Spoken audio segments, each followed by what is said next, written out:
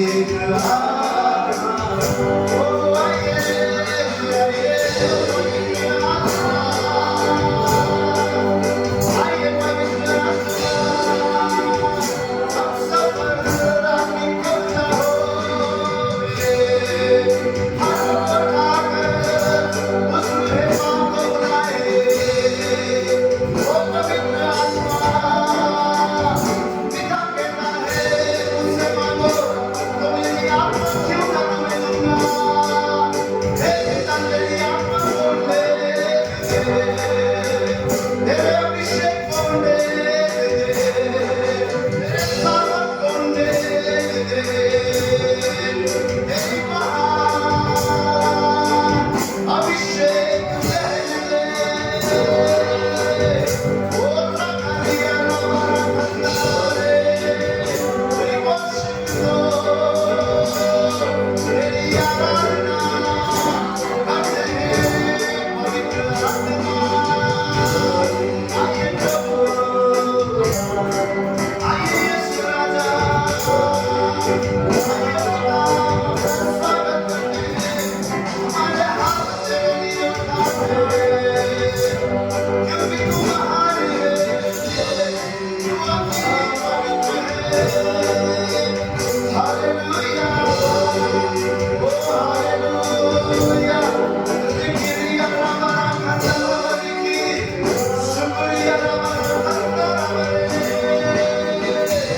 we worship you यीशु राजा तू ही माने तू ही सत्य है तू ही जीवन है आराधना करते हैं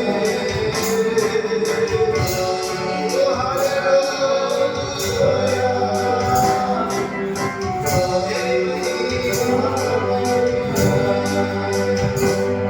सिर्फ तेरे लिए यीशु तेरे लिए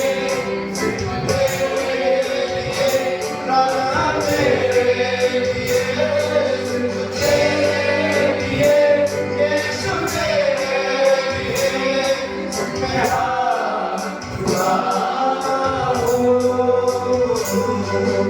यीशु ही मार्ग है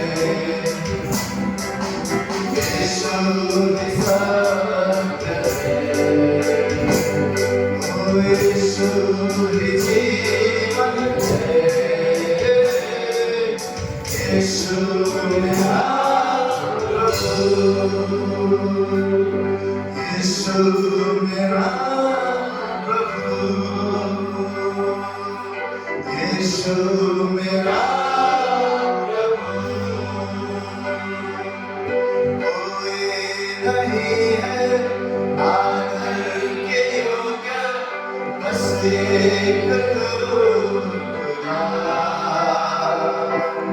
कोई नहीं है सिंहासन के योग्य बस एक तू राजा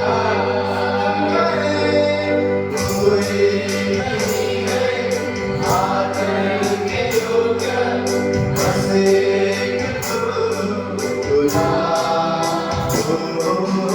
कोई नहीं है सिंहासन के योग्य बस एक तू राजा सारी महिमा तुझको यीशु सारी महिमा तुझको यीशु कोई नहीं है महिमा के योग्य बस एक तू यहोवा कोई नहीं है तेरा पवित्र बस एक तू मसीहा कोई नहीं है महिमा के योग्य बस एक तू कोई नहीं है तेरा पवित्र बस एक तू मसीहा सारी महिमा तुझको मिले यीशु सारी महिमा तुझको मिले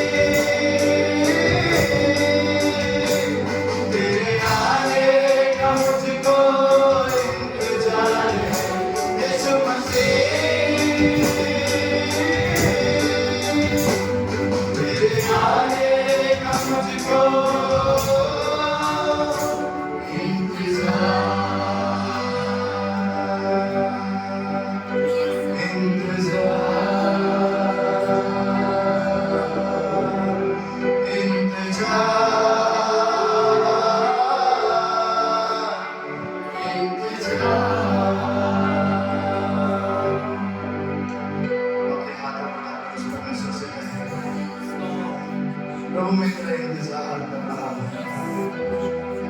ये हृदय के समान तेरे लिए प्यासा है प्रभु, और कुछ नहीं मुझे तू चाहिए। वो मेरे राजा, मेरे जीवन के स्वामी, मेरे मालिक, मेरे प्रभु, मेरे जीवन पर तू राज कर। तू आ प्रभु, मैं तेरा इंतजार करता हूँ, क्योंकि तू मेरा खुशी का कारण है, तू मेरा आनंद का कारण है, तू मेरे निर्मलों का परमेश्वर है, मुझे फल देने वाला, मुझे आशाहीनों में आशा डालने वाला तू मेरा खुदा है, मेरे जीवन को नया बनाने वाला मेरा प्रभु। मैं तेरा इंतजार करता हूँ। आइए मेरे स्वामी, मेरे घर में आ, मेरे जीवन में आ, मेरे मनों में आ, हमारे बीच में तू आ प्रभु। कब से रुके तैयारी करके, कब से रुके सज गए संवर के, तेरा इंतजार है। प्रभु का आत्मा मेरा है। वो जो बातों के लिए आप सोचते हैं कि मेरे खुदा ने नहीं सुना है, जिस समस्या के लिए, जिस प्रॉब्लम के लिए, जीवन की कोई भी ऐसी बातों के लिए आप सोच रहे हैं कि मेरे परमेश्वर ने देखा नहीं है, वो खुदा उसकी हुजूरी में आज हमसे कह रहा है, उस जगह को मेरे हाथों में दे दो, उस परिस्थिति को मेरे हाथों में दे दो, और जान लो कि मैं ही प्रभु है, वो मैं ही प्रभु हूँ, जिसके लिए कोई भी बात कठिन नहीं। उसे कहे प्रभु मैं इंतजार कर रहा हूँ, तू मेरे जीवन में आश्चर्य की बातें करेगा। मैं इंतजार कर रहा हूँ प्रभु, मेरे परिवार में तू आश्चर्य की बातें करने जा रहा है।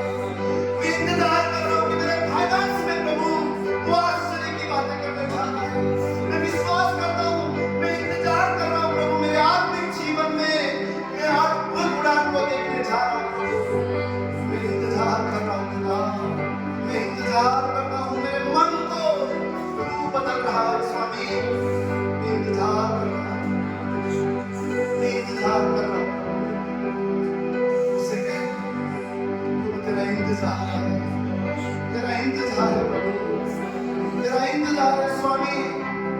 तुझे छोड़ मेरे जीवन का मालिक और कोई नहीं। तू ही मेरा रखवाला है, तू ही मेरा प्रभु है।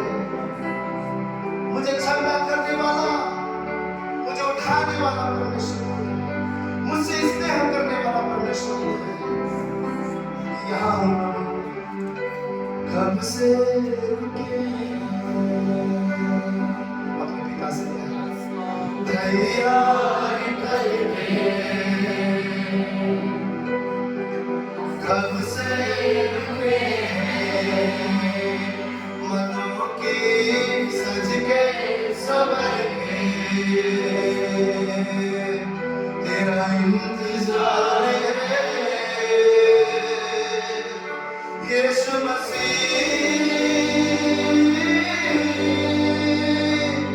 तेरे आने का मुझको इंतजार है यीशु मसीह,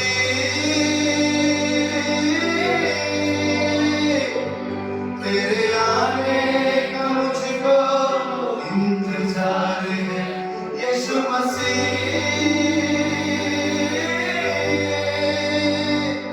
तेरे आने का मुझको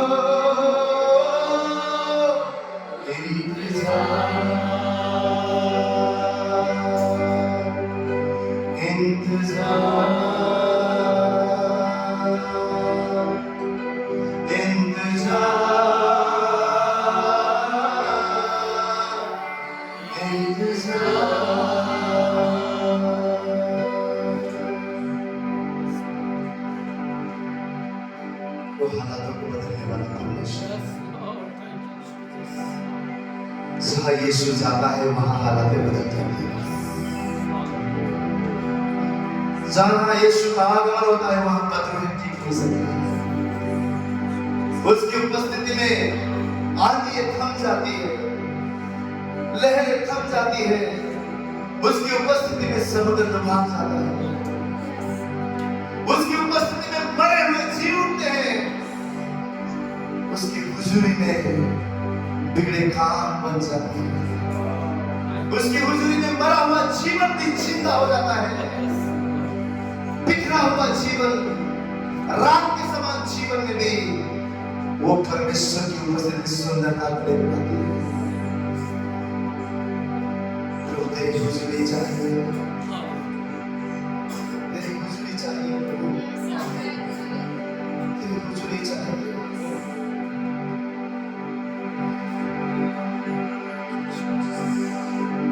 आराधना तेरी, महिमा स्तुति प्रशंसा तुझको देते। आराधना तेरी,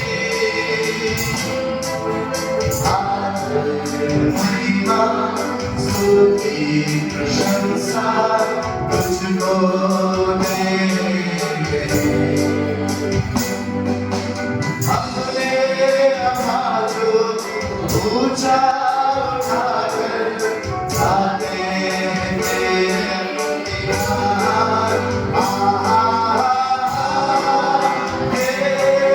हालेलुया, आराधना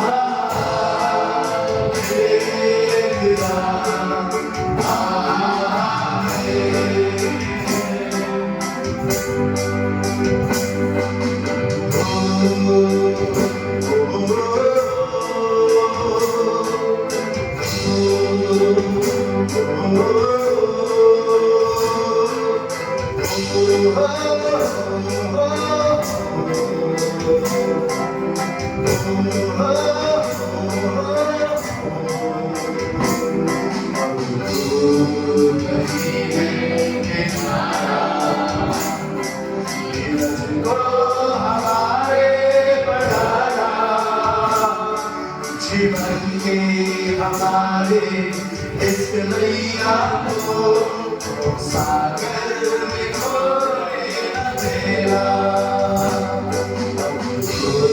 नहीं है किनारा, धीरज को हमारे बढ़ाना। जीवन के हमारे इस नैया को सागर में खोने न देना।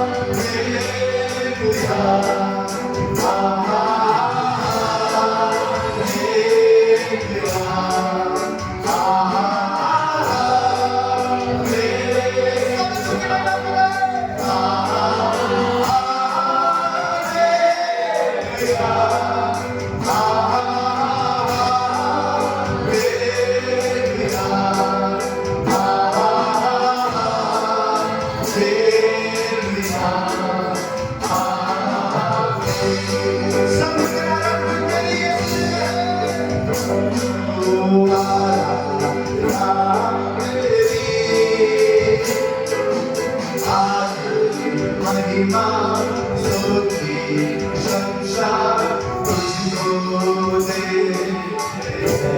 आराधना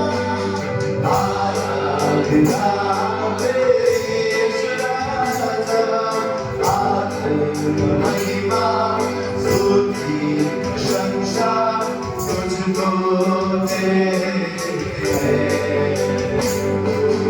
अपनी आवाज़ ऊंचा उठाकर गाते हैं तेरा गान। हालेलुया,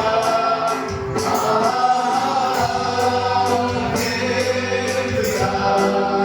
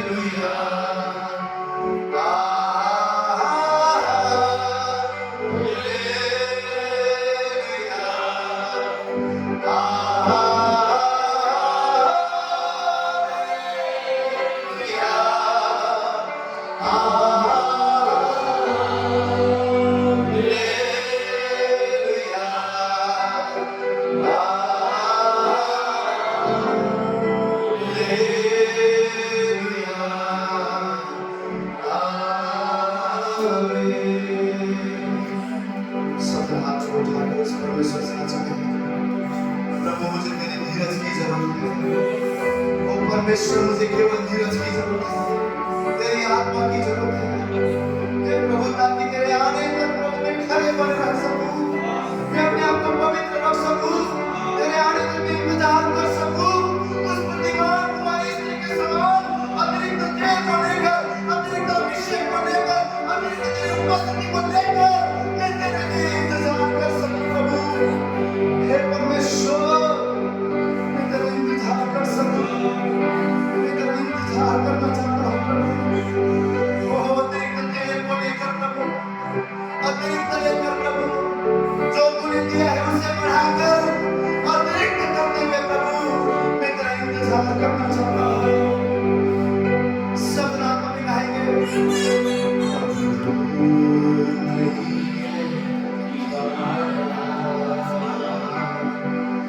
हे मुझको हमारे बढ़ाना, जीवन की हमारे इस नैया को हम सागर में खोने न देना। सब मुझसे विनती करें, अब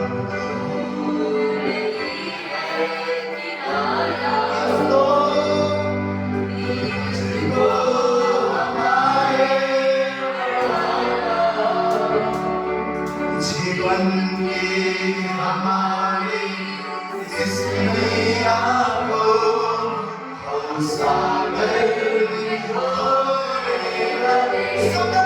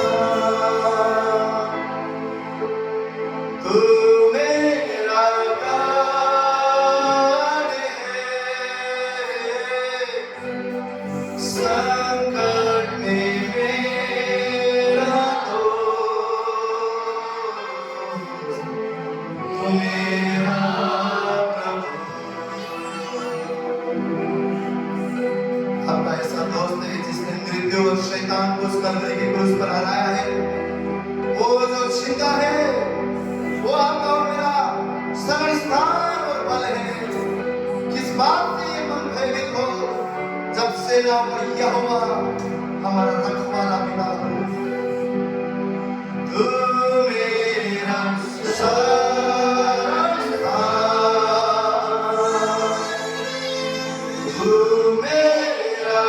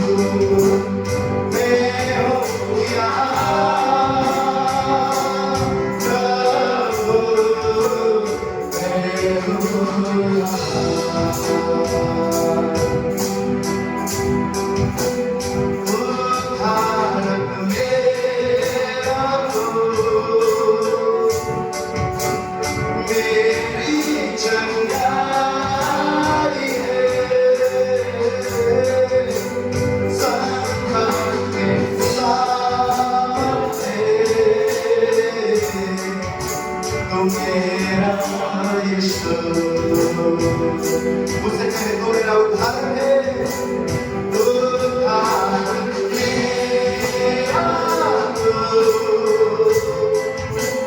मेरी चंगाई है, संकट में साथ है तू मेरा यीशु।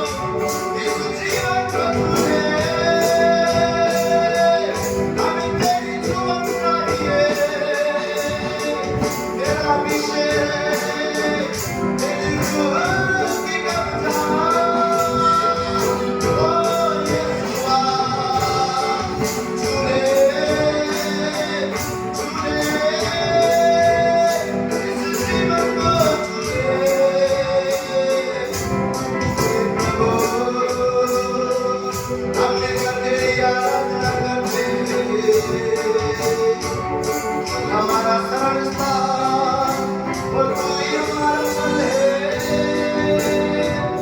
हमारी चट्टान, तू ही हमारा प्रभु है। ओ हालेलुया, तेरी आराधना, तेरी महिमा करे। उद्धार मेरा तू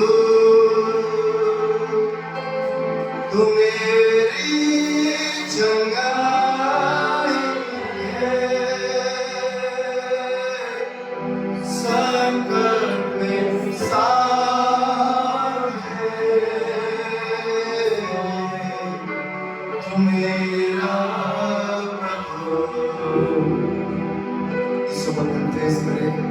उसे कहे प्रभु तू ही मेरा साथ है, तू ही मेरा बल है, तू ही मेरा उद्धारक और शरण स्थान है। मेरे मन को छलना करके मुझे आनंद देने वाला तू मेरा छलदाता है। प्रभु मैं तुझे ऊंचा उठाता हूँ, मैं तुझे ऊंचा उठाता हूँ यीशु राजा। मेरे मन की ओखर भी तो तू है प्रभु, मेरे जीवन का रक्षक तो तू है। उद्धारक मेरा तू मेरी चंगाई है,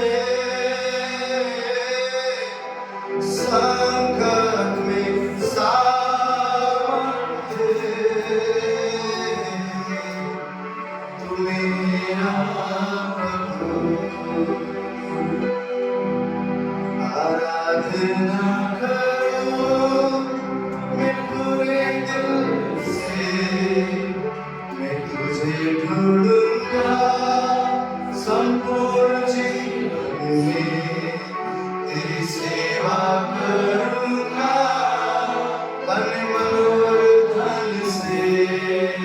समझा?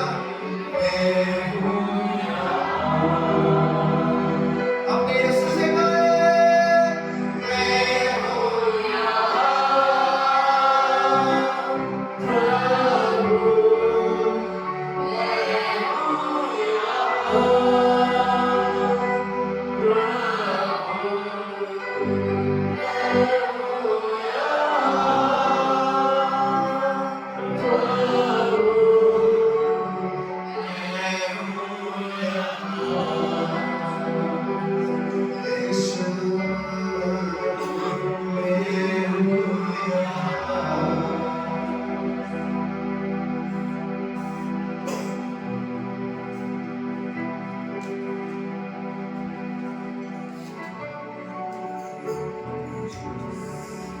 इस नया साल में अपने जीवन उसके साथ में देते हुए उसे कहे,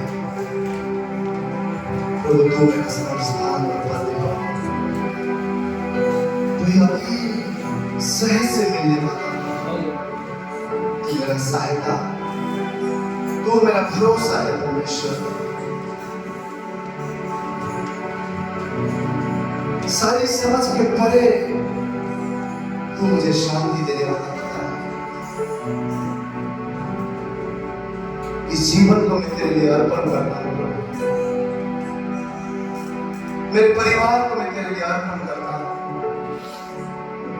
इस हृदय को मैं तेरे लिए अर्पण करता हूँ।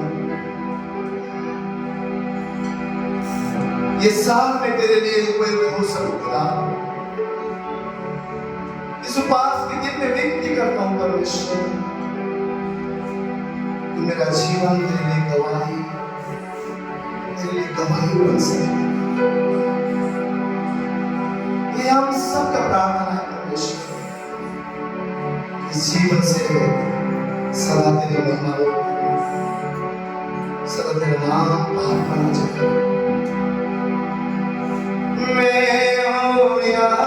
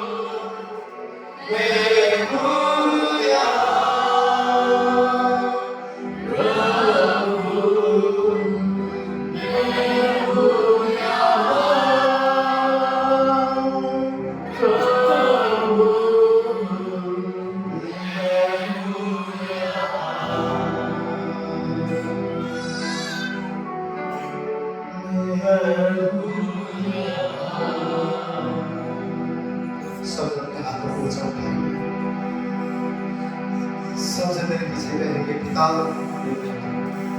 सबसे पहले मैं मेरे जीवन को तेरी महिमा के लिए अर्पण करता हूँ, इस हृदय को अर्पण करता हूँ प्रभु यीशु।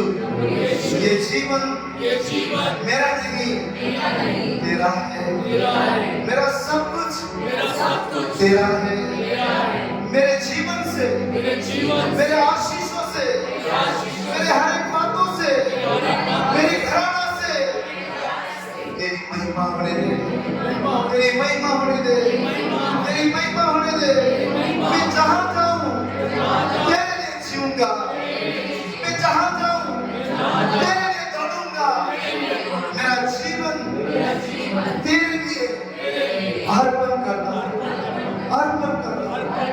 मेरा स्वामी, मेरा राजा, मुझ पर तेरा राज। धन्यवाद यीशु, धन्यवाद यीशु। तू मेरा है, मैं तेरा, मेरा सब कुछ तेरा है, तेरा सब कुछ मेरा है। धन्यवाद, धन्यवाद।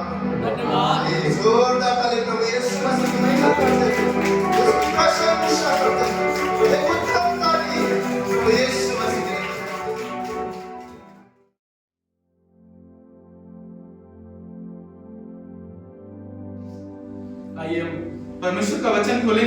आज जैसे हम सब उपवास प्रार्थना के साथ इस पहले साल के पहले संडे को परमेश्वर के भवन में आए हैं और परमेश्वर चाहते हैं कि इस उपवास प्रार्थना के महत्व को अपने जीवन में हम जाने। मत्ती की पुस्तक उसका 6वां अध्याय उसके 5वें और 6ठे वचन को हम पढ़ेंगे और 16वें और 17वें वचन को पढ़ेंगे। यहाँ पर प्रार्थना और उपवास के बारे में बताया गया है।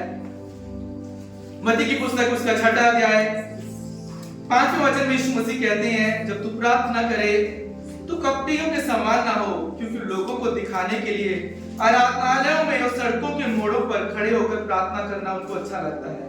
मैं तुझसे सच सच कहता हूँ, वे अपना प्रतिफल पा चुके। परंतु जब तू प्रार्थना करे तो अपनी कोठरी में जा, द्वार बंद कर और अपने पिता से जो गुप्त में है प्रार्थना कर, तब तेरा पिता जो गुप्त में देखता है तुझे प्रतिफल देगा। और 16वें वचन में यीशु मसीह कहते हैं, जब तू उपवास करे तो कपटियों के समान तेरे मुंह पर उदासी ना चाहिए, क्योंकि वे अपना मुंह बनाए रखते हैं ताकि लोग उन्हें उपवासी जाने। मैं तुमसे सच सच कहता हूं कि वे अपना प्रतिफल पा चुके। परंतु जब तू उपवास करे तो अपने सिर पर तेल मलकर मुंह धो ले, ताकि लोग नहीं परंतु तेरा पिता जो गुप्त में है तुझे उपवासी जाने। इस दशा में तेरा पिता जो गुप्त में देखता है तुझे प्रतिफल देगा। यहाँ पर परमेश्वर 2:25 में 2 चीजें बता रहे हैं। वो कह रहे हैं उपवास और प्रार्थना के बारे में, जब तू उपवास करे और जब तू प्रार्थना करे तो गुप्त में परमेश्वर कह रहे हैं तू मुझसे मांग। जानते हो, उपवास और प्रार्थना हमारे जीवन को बदलती है। किसके जीवन को बदलती है? कभी कभी हम उपवास और प्रार्थना दूसरों के लिए रखते हैं, उन चीजों के लिए रखते हैं, कोई बात मेरे जीवन में पूरी हो जाए उसके लिए रखते हैं। पर यीशु मसीह चाहते हैं उपवास और प्रार्थना हमारे जीवन को बदले, हमारे जीवन को बदले। 2025 में हम देखेंगे अपने जीवन में एक बड़ा बदलाव। मैं चाहता हूँ सब चाहते हैं अपने जीवन में बदलाव। कितने लोग चाहते हैं? कितने चाहते हैं हमारे जीवन बदले, हमारे बच्चों का जीवन बदले, हमारा जीवन पहले से बेहतर हो और हमारे जीवन में वो बातें ना हो जो पहले हुई है, वो बातें ना हो। क्योंकि हम सब एक आत्मिक युद्ध में हैं। आपको मालूम है, हम सब एक आत्मिक युद्ध में, हर दिन हमारी एक लड़ाई है। इफिसियों की पुस्तक उसका 6वां अध्याय 12वां वचन कहता है, हमारा मल युद्ध लहू और मांस से नहीं परंतु प्रधानों से और अधिकारियों से और इस संसार के अंधकार के हाकिमों से और उस दुष्टता की आत्मिक सेनाओं से है जो आकाश में है। या परमेश्वर कह रहा है हम सबका एक आत्मिक मल्ल युद्ध है, एक पर्सनल हम सबका युद्ध है। मालूम है किससे है? शैतान से है। और हमारा ये संसार में हमारा जो है ना, संसार के लोगों के रिश्तों के साथ भी एक आत्मिक युद्ध है। 2 लड़ाइयां हम लड़ते हैं इस संसार में, एक शैतान के साथ लड़ते हैं और एक संसार में जो हमारे रिश्ते हैं उनके साथ भी हमारा एक आत्मिक युद्ध चलता है। आज परमेश्वर मुझसे और आपसे कह रहे हैं, अगर ये युद्ध तुम्हें जीतना है, तुम्हें मजबूत होना होगा, तुम्हें बलवंत होना होगा। और मालूम है कौन से हमारे जीवन के हथियार हैं? कौन से हमारे जीवन के हथियार हैं? पतरस को जब पतरस गया, उसने क्या बोला? यीशु मसीह के नाम से तू उठ खड़ा हो। पहला जो हमारा हथियार है यीशु मसीह का नाम। दूसरा हथियार परमेश्वर का वचन है। तीसरा हथियार हमारे जीवन में हमारी प्रार्थना है और चौथा हथियार उपवास है और 5वां हथियार हमारी आराधना है। ये हमारे जीवन के हथियार है। अगर इनको हम समझेंगे अपने जीवन में, हम अपने जीवन में हर युद्ध को जीत जाएंगे, क्योंकि हम उस हथियार को लेकर चलेंगे।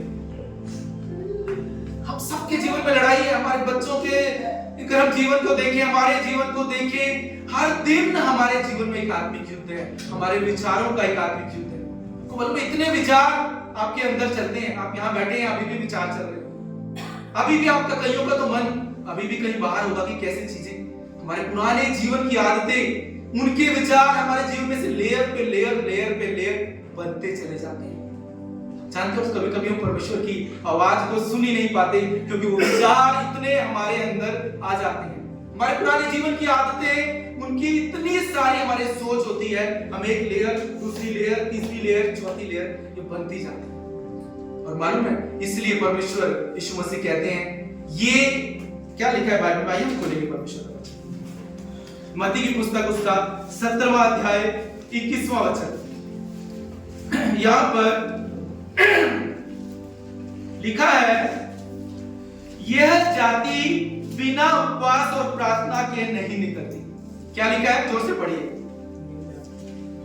पर यह जाति बिना प्रार्थना और उपवास के नहीं निकलती। यहां पर लिखा है, इंग्लिश में लिखा है, however this kind does not go except by prayer and fasting। ये जो कुछ चीजें हमारे जीवन में ना बिना उपवास और प्रार्थना के नहीं निकल सकती। यहां पर क्या लिखा है कि यह जाति बिना उपवास और प्रार्थना के नहीं निकलती। कितने चाहते हैं हमारे जीवन से वो चीजें छूट जाएं जो सालों से नहीं छूट पाई। परमेश्वर कह रहे हैं, ये चीजें बिना उपवास प्रार्थना के तुम्हारे जीवन से नहीं छूटेगी। कई बार हम चाहते हैं ना कि हम अच्छा करें पर अच्छा नहीं कर पाते। कितने चाहते हैं अच्छा करें, फिर भी कई बार अच्छा नहीं कर पाते। और उसके अंदर मैं अच्छाई करना चाहता हूं पर बुराई मुझसे हो जाती है। आपने कभी देखा है कि आप बुराई करना चाहो और अच्छाई हो जाए? होती है? नहीं होती ना। पर आप अच्छाई करना चाहते हो और आपसे बुराई हो जाती है। क्यों बुराई इतनी प्रबल है? आप अच्छा भी कभी किसी का सोचोगे तब भी कई बार आप उनके साथ बुरा कर देते हो। पर अपने आप में आप क्यों कभी किसी का अच्छा नहीं सोच पाते? क्यों कभी सोचा है? क्योंकि जो हमारे अंदर है ना, जो हमारे विचार, हमारी जो सोच है, जो पाप छुपा हुआ है, वो हमें अच्छाई नहीं करने देता। मालूम है? आप चाह कर भी कई बार आप चाहोगे, मैं सुबह उठूं, आज मैं सुबह उठूं प्रभु, आज मुझे सुबह प्रार्थना करनी है, मैंने 6 बजे का अलार्म लगाना है। वो शैतान आपके अंदर के उस आलस को आपके अंदर डाल देगा, आप नहीं उठ पाओगे। आप प्लान बनाइए 2025 में, प्रभु मैं ऐसे जीवन जीऊंगा। आपका वो स्वभाव, आपका वो जीवन का जो चाल चलन है, आपका जो तरीका है इतने सालों का, आपका जो आलस है, आलस वालों में सबसे बड़ा पाप है। वो आपके अंदर बसा होगा, वो आपको प्रार्थना नहीं करने देगा, वो आपको आज्ञाकारी नहीं बनने देगा, वो आपको परमेश्वर की इच्छा को नहीं सुनने देगा। इतने विचारों की आपकी लेयर जम जाएगी कि आप परमेश्वर की आवाज को नहीं सुन पाएंगे। यहां परमेश्वर कह रहे हैं, ये जाति बिना उपवास और प्रार्थना के नहीं निकलती, नहीं निकलती। कैसे निकलेगी? जब परमेश्वर के चरणों में आप उपवास और प्रार्थना के साथ आएंगे। जो आग जब खुदा की आपके अंदर भरेगी ना, तभी ये चीजें आपको छोड़ेंगी। आपको मालूम है, प्रेरितों की पुस्तक में 28वें अध्याय उसके 3रे वचन में लिखा है, पौलुस ने वो लकड़ियों का गड्ढा बटोर कर आग पर रखा तो एक सांप निकला। क्या निकला? सांप निकला। आग की गर्मी से क्या निकला? सांप निकला। जब आप अपने जीवन को उपवास के साथ परमेश्वर के चरणों में लाते हैं ना, उसकी सामर्थ से भरते हैं ना, तब ये जो चीजें हैं ना, ये जो आपके अंदर बसे हुए ये सांप, बिच्छू, ये निकलना बाहर शुरू। इसलिए परमेश्वर कह रहे हैं, ये जाति बिना उपवास और प्रार्थना के नहीं निकलती। जब आप अपनी तरह से अपनी जिंदगी जीते हो ना, अपने हिसाब से जीते हो कि मुझे पता है कि मेरे जीवन में मुझे क्या है, आपको मालूम है, आप ठंडे होकर जीते हो ना, तो शैतान क्या करता है, वहां पर आकर ऐसे सांप जो है ना, ऐसे फिसलता हुआ आपको पता नहीं चलेगा, आपके जीवन में बस जाएगा और डेरा डालेगा। सांप और बिच्छू जब आप ठंडे होकर जीवन जीते हैं ना, अपनी मर्जी से आपके जीवन में बसेरा करते हैं। और जब आप खुदा की आग से भरते हैं ना, तो वो सांप और बिच्छू बाहर निकलना शुरू करते हैं, क्योंकि तब उनका कब्जा वहां खत्म हो जाता है, परमेश्वर का कब्जा आपके जीवन में। कितने चाहते हैं कि ये प्रभु, ये सांप और बिच्छू जो सालों से मेरे जीवन में बसे हुए हैं, 2025 में मैं चाहता हूं मैं तेरी सामर्थ से भरूं, मैं तेरी आग से भरूं, ये सब मुझे छोड़कर चले जाए। आज परमेश्वर उससे आपसे बात कर रहे हैं कि ये जाति बिना उपवास और प्रार्थना के नहीं जाएगी आपको छोड़। 2025 में मैं आपसे कहता हूं, मेरी रिक्वेस्ट है आपसे कि सप्ताह में एक दिन उपवास और प्रार्थना कीजिए खुद के लिए, कि हर सांप और बिच्छू आपके जीवन से आपको छोड़कर चला जाए। 2025 में एक दिन ठहराइए, आपकी मर्जी के मुताबिक, आपकी जो आपको कन्वीनियंट हो, आपको जो सही लगता हो। मेरे हिसाब से शनिवार सबसे बेहतर दिन है, अगर आप शनिवार को रख सकते हैं, क्योंकि आप संडे उसके बाद परमेश्वर के भवन में आते हैं। पर आपके हिसाब से अगर आपको एक दिन रखना है, परमेश्वर के चरणों में जाना है, परमेश्वर के चरण उसकी हजूरी को ढूंढना है और प्रभु से कहना है, प्रभु मैं अपने जीवन को आज तेरे अधीन लाता हूं, मेरे शरीर को, मेरी आत्मा को, मेरे मन को, और खुदावंद मैं चाहता हूं तेरी आग से मुझे तू भर दे कि हर सांप मेरे जीवन से चला जाए। परमेश्वर मुझसे आपसे कह रहे हैं, ये जाति आपके जीवन से नहीं छोड़ेगी आपको लगता है ना कि मैं आराम से जिंदगी जीऊंगा तो ये मुझे छोड़ के, ये बस गए हैं आपके अंदर। परमेश्वर कह रहे हैं, this kind does not go out except by prayer and fasting. नहीं जा सकते आपको छोड़। क्यों इसका महत्व है, क्यों इसकी इंपॉर्टेंस है? आपको मालूम है ये शरीर जो है ना, ये हमेशा भोजन मांगता है। आपको मालूम है भोजन से प्रेम भी बहुत खतरनाक है। आपको मालूम है क्योंकि पहला जो पाप हुआ भोजन के कारण हुआ, मालूम है? अदन की वाटिका में उस फल उसको इतना प्यारा लगा कि उसने परमेश्वर से वो दूर होगी, वो सांप हमेशा के लिए उसके जीवन में प्रवेश कर गया। और सांप आपको मालूम है ना, अपने भोजन के लिए अपने पहलोटे का अधिकार से बेच दिया।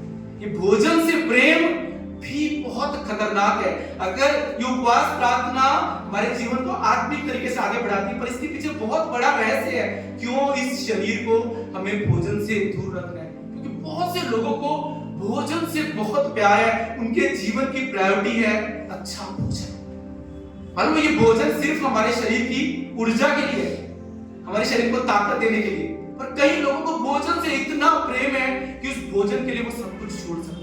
ये बहुत खतरनाक है। आपसे बात कर यहां पर आज परमेश्वर मुझसे और आपसे कह रहे हैं, अगर तुम इस शरीर को इस भोजन से अलग करोगे, मेरे चरणों में आओगे, अलौकिक बातें आप अपने जीवन में देखोगे। 2025 में अलौकिक बातें परमेश्वर कह रहे हैं, वो बातें तुम्हारे जीवन से छूट जाएंगी जो आज तक नहीं निकली है, और अलौकिक बातें आपके जीवन में। कितने चाहते हैं कि अलौकिक बातें मेरे जीवन में, कितने चाहते हैं? आइए अपने आप को हम खुदा के हाथ में सौंप कर खुदा से कहें, प्रभु कि मैं चाहता हूं मेरे जीवन में तो अलौकिक बात कर, और ये बिना उपवास प्रार्थना के आपके जीवन में नहीं हो पाएगी। आज परमेश्वर मुझसे और आपसे कह रहे हैं, अगर तुम अपने जीवन में बदलाव चाहते हो, 2025 मैं आपसे कहता हूं बदलाव का साल होगा अगर आप उपवास और प्रार्थना को अपने जीवन का हिस्सा बनाएंगे। पहली बात होगी आपके जीवन का रूपांतरण होगा, आपका जीवन बदल जाएगा। वो पुरानी चीजें जो सालों से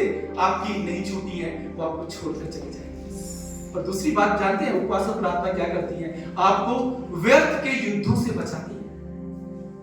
कई बार हम व्यर्थ के युद्ध लड़ते हैं, आपको मालूम है व्यर्थ के युद्ध जो आपको भटका देते हैं। दो युद्ध हैं इस संसार में, एक वो युद्ध है जिनसे हम जय पाते हैं, और एक व्यर्थ के युद्ध है जो हम लड़ते हैं व्यर्थ में और अपने आप को उलझा लेते हैं और अपने आप को भटका लेते हैं और परमेश्वर की योजना से दूर कर देते हैं। कितने लोगों के जीवन में व्यर्थ के युद्ध रोज होते हैं? कितने रोज अपने आप को उलझाते हैं व्यर्थ की बातों में? कितने भावनाओं में अपने आप को उलझाते हैं?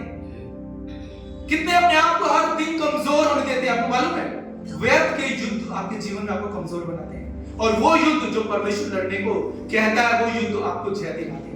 जब उपवास और आप प्रार्थना के साथ जाएंगे ना, परमेश्वर ये व्यर्थ के युद्धों से आपको बचाएगा। हम बहुत से रिश्तों में आज व्यर्थ के युद्ध लड़ रहे हैं जिसमें लड़ने की जरूरत नहीं। कितने मेरी बात को समझ पा रहे हैं? कितने समझ रहे हैं? आपसे कह रहा हूं कितने व्यर्थ में कितने लोगों ने अपने आप को उलझा कर रखा है। व्यर्थ की वो लड़ाइयां लड़ रहे हो जिन्हें आपको लड़ने की जरूरत नहीं है। आज परमेश्वर मुझसे आपसे कह रहे हैं वो लड़ाइयां लड़ो जिनसे तुम्हारे जीवन में मैं अपनी गवाही को देख सकूं। व्यर्थ के युद्ध आपको फंसाएंगे, पर जो सही युद्ध है आपके जीवन में गवाहियां लेकर आएंगे। मालूम है आपको व्यर्थ के युद्ध आपको परमेश्वर की योजना से दूर लेकर जाएंगे। परमेश्वर ने हमें बहस के लिए बुलाया है क्या? नहीं बुलाया। परमेश्वर ने हमें अपना गवाह होने के लिए बुलाया। हम क्यों किसी से बहस करें? हम क्यों उलझे? परमेश्वर ने मुझे आपको उसका गवाह होने के लिए बुलाया है। 2025 में आप चाहते हैं अगर उसके खुदा खुशी के गवाह बने, आपको व्यर्थ के युद्धों से बचना है, और उसके लिए आपको कौन समझ देगा, कौन बुद्धि देगा? वो परमेश्वर देगा जब आप उपवास और प्रार्थना के साथ उनके चरणों में आएंगे। और तीसरी बात उपवास और प्रार्थना क्या करती है? वो हमारे जीवन से ना हर प्रॉब्लम को दूर नहीं करेगी। कई बार हम चाहते हैं प्रभु सारी प्रॉब्लम्स मेरे जीवन की दूर हो जाए, कितने चाहते हैं, पर अगर सब कुछ दूर हो गया ना तो आप कुछ नहीं करोगे। इसलिए परमेश्वर सारी प्रॉब्लम्स हमारे जीवन से दूर नहीं करता है, पर उपवास और प्रार्थना आपको बुद्धि और समझ देगी कि उन प्रॉब्लम्स को कैसे आप हैंडल कर सकते हैं। आप उनको कैसे हैंडल करो, पर आप प्रभु से कहेंगे प्रभु मेरी ताकत को बढ़ा कि मैं इन्हें हैंडल कर सकूं, मैं इन्हें जान सकूं, मैं इन्हें कैसे मुझे आगे लेकर चलना है, मैं समझ से चल सकूं। दानियल ने, बाइबल कहती है, ठान लिया। भाई ने क्या बोला? दानियल ने ठान लिया कि मैं इस भोजन से अपने आप को पवित्र नहीं करूंगा। मैं परमेश्वर के सामने वो दीन होकर गया, परमेश्वर से कहा प्रभु मुझे बता। परमेश्वर ने सब कुछ उसे खोल दिया। कितने चाहते हैं कि दानियल के समान परमेश्वर हमें बताए कि हमें क्या करना है? कितने चाहते हैं कि आपको परमेश्वर मार्गदर्शन करे? मैं चाहता हूं 2025 में हमारा जीवन बदले और हमारा जीवन संवरे। कितनों का जीवन बदलना आप चाहते हैं? सब का जीवन बदले। मैं भी यही चाहता हूं। अगली बार अगर मैं भाई रितेश से मिलूं, मैं भाई सूरज से मिलूं, भाई सचिन से मिलूं, भाई जॉन से मिलूं, तो मैं एक अच्छी खबर सुनूं। जिस ज्योति से मिलूं, एक अच्छी खबर सुनूं कि मेरे खुदा ने मेरे जीवन में भलाई की, मेरा खुदा मेरे जीवन में भलाई कर रहा है। पर इसके लिए हमें उस खुदा की सुनकर चलना होगा, खुदा की सुनकर चलना होगा। और जब आप खुदा की सुनकर चलेंगे ना, आप घोर अंधकार से भरी तराई से होकर गुजरेंगे ना, आप हानि से नहीं डरेंगे। भजन संहिता 23:4 से हम पढ़ेंगे। यहाँ पर ये बात हम तभी कह सकते हैं जब हम उसकी सुनकर चलेंगे। तूफान आएगा ना, आप कहेंगे प्रभु तूफान ना देख, परमेश्वर कहेगा तू यहाँ से होकर गुजर, पर तू हानि से मत डरना, मैं तेरे साथ। ये परमेश्वर करेगा। वो कहता है भजनकार चाहे मैं घोर अंधकार से भरी तराई से होकर क्यों ना चलूं, पर मैं हानि से ना डरूंगा, क्योंकि तू मेरे साथ रहता है। तेरे सोटे और लाठी से मुझे शांति मिलती है। तू मेरे सताने वालों के सामने मेरे लिए मिर्च बिछाता है। जब आप परमेश्वर की सुनकर चलेंगे ना, तो घोर अंधकार से भरी तराई से गुजरेंगे, हानि नहीं होगी। याद रखना, आने वाला समय परमेश्वर आपके शत्रुओं के सामने आपके लिए मेज बिछाने वाला है। मेज बिछाने वाला है। वो क्या बोल रहा है? तूने मेरे सिर पर तेल मला है, मेरा कटोरा उमड़ रहा है। निश्चय करुणा और भलाई जीवन भर मेरे साथ रहेगी, और मैं यहोवा के धाम में सर्वदा वास करूंगा। परमेश्वर कह रहे हैं मैं चाहता हूं कि करुणा और भलाई जीवन भर तुम्हारे साथ रहे। पर परमेश्वर से कहिए प्रभु ये परिस्थितियों को हैंडल करना मुझे सिखा। आपको मालूम है जब यीशु मसीह ने ये बोली ना, ये बात हमने जो वचन पढ़ा क्या कि मत्ती 17:21 में कि बिना प्रार्थना और उपवास के ये चीजें नहीं निकलती। ये कब घटना घटी? यीशु मसीह उस पहाड़ी से जहां पर उनका रूपांतरण हुआ नीचे उतरकर, और वहां पर क्या देखते हैं? जब वो नीचे उतरते हैं वहां पर चेले आपस में वाद विवाद कर रहे हैं। यीशु मसीह उनसे कहते हैं, वहां लिखा है कि हे अविश्वासी और हठीले लोगों, कब तक तुम्हारे साथ मैं रहूंगा? क्यों परमेश्वर ने कहा? वहां पर एक मनुष्य था, उसके बच्चा बीमार था, वो उसे नहीं निकाल पा रहे थे। यीशु मसीह ने वहां पर कहा कि ये चीज बिना प्रार्थना और उपवास के नहीं निकलती। पर वहां देखते हैं कि पर यीशु मसीह उनसे कहते हैं, हे अविश्वासी और हठीले लोगों, कब तक मैं तुम्हारे साथ रहूंगा? क्यों? क्योंकि चेले उस वक्त तक परमेश्वर से जुड़े नहीं। अब तो हम दो जगह जुड़े रह सकते हैं, या तो इस संसार से या परमेश्वर के साथ। अगर हम संसार से जुड़े हुए हैं तो हमारा परमेश्वर से रिश्ता कमजोर है, अगर परमेश्वर से जुड़े हैं तो संसार से रिश्ता कमजोर है। तो आज आप देखिए आपका रिश्ता कहां मजबूत है। अगर आपका रिश्ता संसार से मजबूत है तो याद रखिए आपका रिश्ता परमेश्वर से कमजोर है। ऐसा नहीं हो सकता कि आपका संसार से भी रिश्ता मजबूत हो और परमेश्वर से भी रिश्ता मजबूत हो। बीच की जो कड़ी है वो है उपवास और प्रार्थना। जब आप करेंगे, आपको मालूम प्रार्थना, उपवास और प्रार्थना क्या करती है? जब प्रार्थना करते हैं ना, प्रार्थना आपको परमेश्वर से जोड़ती है और उपवास आपको संसार से डिस्कनेक्ट करता है, अलग करता है। यहाँ क्या लिखा है? ये जाति तभी आपको छोड़कर जाएगी जब आप उपवास रखेंगे। उपवास आपको संसार की हर उस आदत से, आपके जीवन से अलग करता है, और प्रार्थना आपको परमेश्वर से जोड़ती है। हर एक की आज मुझे नहीं पता किसकी क्या आदत है, पर मैं आज आपसे कह रहा हूं, चाहे वो आदत संसार की, मोबाइल हो आपका पुराना स्वभाव हो, आपके दोस्त हो, आपके रिश्तेदार हो, मुझे नहीं पता, या आपका पुराना स्वभाव हो जो एक लेयर बनकर वहां पर डेरा डाले हुए, ये तब टूटेगा जब आप परमेश्वर के चरणों में आएंगे, खुदा से कहेंगे प्रभु मैं कुछ नहीं हूं और तू सब कुछ है। कितने लोग 2025 में कहने के लिए तैयार है, प्रभु मैं कुछ नहीं हूं और तू सब कुछ है और मैं तेरे बगैर कुछ नहीं कर सकता। तब आपका ये रिश्ता संसार से टूटेगा और परमेश्वर के साथ मजबूत होगा। तब आप परमेश्वर के साथ जो कड़ी है वो बीच की, वो क्या है? वो प्रार्थना है। परमेश्वर कह रहे हैं ये आदतें तुम्हारे जीवन से ऐसे नहीं जाएंगी। आपको लगता है कि मैं ऐसे जीवन जीऊंगा, ये आदतें चली जाएंगी? आदतें नहीं जाएंगी। परमेश्वर मुझसे और आपसे कह रहे हैं अगर तुम चाहते हो ये जाति तुम्हें छोड़कर चली जाए तो तुम्हें मेरे चरणों में आना होगा उपवास और प्रार्थना के साथ। तब ये सांप जो आपके अंदर बसे हुए ना, ये आपको छोड़कर जाएंगे जब खुदा की आग आपके अंदर भरेगी। कितने चाहते 2025 में प्रभु तुमने जलाल से मुझे भर दे, अपनी आग से भर दे कि ये सांप जो सालों से मेरे अंदर बसे हुए ये छोड़कर मुझे चले जाए। परमेश्वर मुझसे और आपसे कह रहे हैं आज कि मैं तुम्हारे जीवन को बदलना चाहता हूं, पर मैं चाहता हूं 2025 तुम मेरे साथ गहराई से चलो। कितने खुदा के साथ गहराई से चलने के लिए तैयार? कितने खुदा की अगुवाई में चलने के चाह रहे? कितने चाहते हैं प्रभु कि आप मेरे जीवन में वो पुराना जीवन ना हो, वो गरीबी ना हो, वो बीमारी ना हो। परमेश्वर अब मेरी पुरानी वो आदतें ना हो प्रभु, अब मैं वो जिंदगी नहीं देखना चाहता। कितने चाहते प्रभु कि जब मैं कमजोर पड़ जाता हूं वहां मैं तेरे बल पर आज अपने आप से, मन से, आत्मा से कहिए। परमेश्वर कह रहा है उपवास शरीर, मन और आत्मा तीनों का प्रभु के अधीन होना बहुत जरूरी है। आज परमेश्वर मुझसे आपसे कह रहे हैं तुम छुटकारा चाहते हो अपनी कमजोरियों पे, वो बातें जो सालों से आपके जीवन को नहीं छोड़ रही है, हर एक आप जानते हैं। आज खुदा से कहिए प्रभु से, प्रभु मैं चाहता हूं ये 2025 में ये बातें मेरे जीवन को छोड़कर चली जाए। हर एक आदत वो मेरे जीवन को छोड़कर चली जाए जो मुझे आगे नहीं बढ़ने देती। मेरा स्वभाव हो पुराना, मेरी आदतें हो परमेश्वर, मेरे पुराने रिश्ते हो प्रभु, मेरे पुराने जीवन का चाल चलन हो। आज मैं चाहता हूं खुदा ये सब कुछ मेरे जीवन को छोड़कर चला जाए। परमेश्वर कह रहे हो युद्धों में जहां तुम फंसे हो और तुम्हें कुछ नहीं मिलेगा। वो युद्ध आपको फंसा देंगे, आपको भटका देंगे, परमेश्वर की योजना में नहीं पहुंचने देंगे। वो युद्धों को मत लड़िए जिन्हें परमेश्वर लड़ने के लिए नहीं कहता। परमेश्वर कह रहे हैं कि मेरे चरणों में आइए। हर शत्रु का अटैक अपने जीवन से आपको छोड़कर चला जाएगा। यहोशापात ने क्या किया जब शत्रुओं ने अटैक कर दिया? बाइबल कहती है वो परमेश्वर का खोजी बन गया। उसने क्या किया? सबसे पहले खुदा के चरणों में आया, उपवास रखा और खुदा से कहा प्रभु तेरे बगैर कुछ नहीं हूं।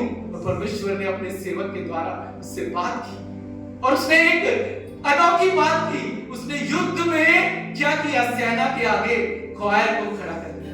शत्रु कह रहा हो ये मूर्ख है, ये मूर्ख है। जब परमेश्वर आपसे कहे आपको वो करना है। और क्या हुआ जब वहां पर वो ख्वार गीत गाने लगी?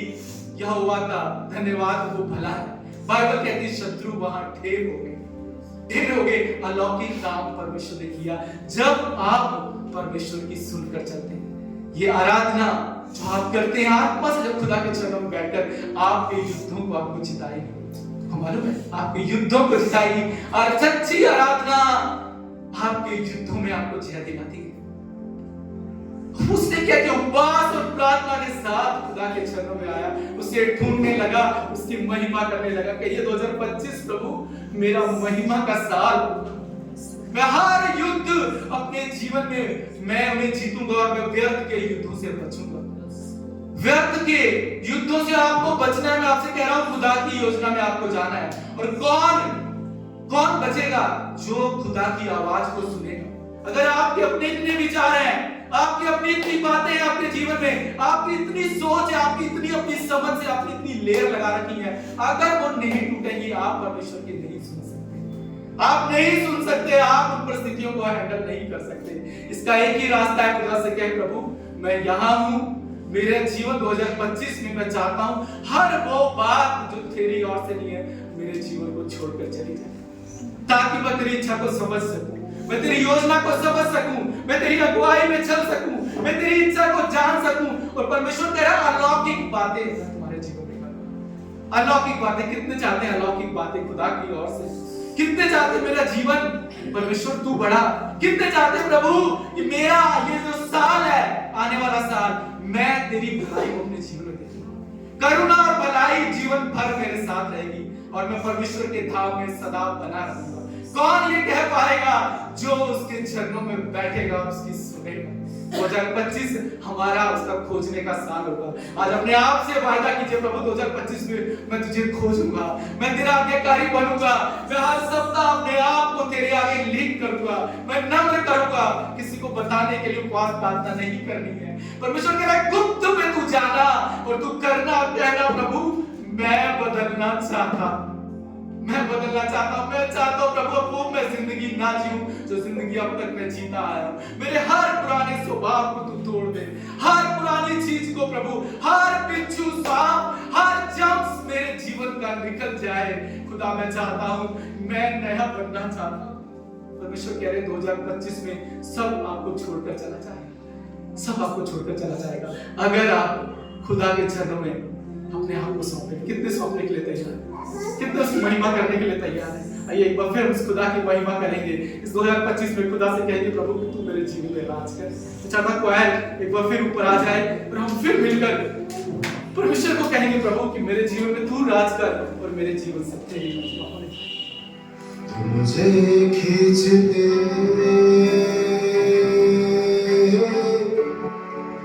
मैं तेरे पीछे दौड़ूंगा,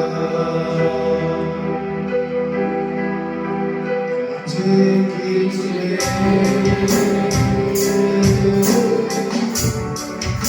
मैं तेरे पीछे दौड़ूंगा, मुझे खींचते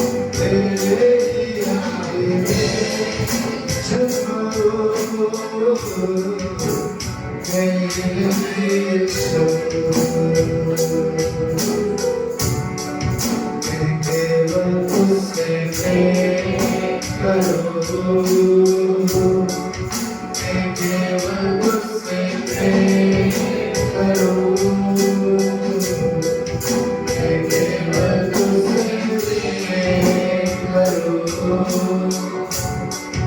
और पीछे ना हटूं। तेरे ही मार्ग पर चलूं, तेरे ही महिमा में गाऊं, तेरे ही आने में झुकूं। मैं यीशु,